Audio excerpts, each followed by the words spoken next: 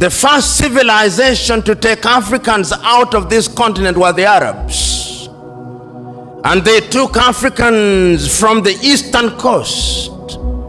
And it's sad that in that part of the world, there are not many Africans who remained, because it was in the business of the Arab enslaver to castrate Africans.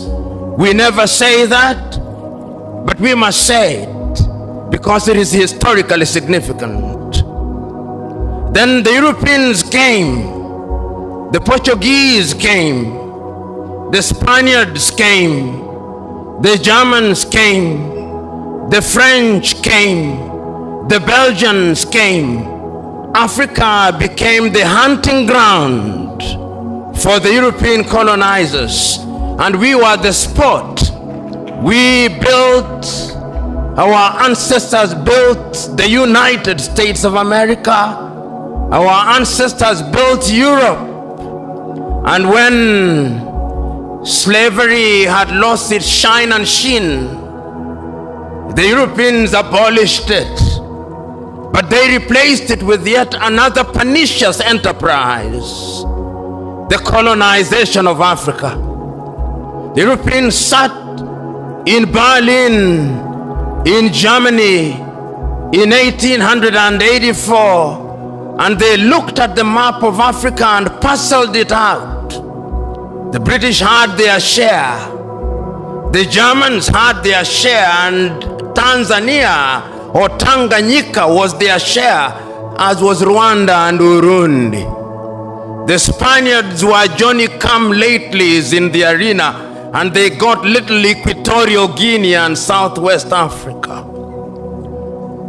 The French were here, the Portuguese were here, and we were colonized. This time round, they did not take us away. They came here and they controlled us, and they told us, not in so many words, that we were children of a lesser God. And we were treated as if we were children of a lesser God. In fact, they told us that on the day of creation, we were merely hewers of wood and drawers of water. And if anybody were to doubt it, in 1948, it was more blatant when Hendrik Verwoerd instituted the apartheid regime in South Africa. But yet there is a sense in which the God that we worship never sleeps. The colonial enterprise ran its course, and the European tribes, the Europeans never called themselves tribes, they called them nations, were engaged in a war. First in 1918, the European tribes fought, and they had something called the League of Nations, which died. Then they fought again in 1945. And what is unique about the European nations is that when they are engaged in tribal wars, they call them world wars.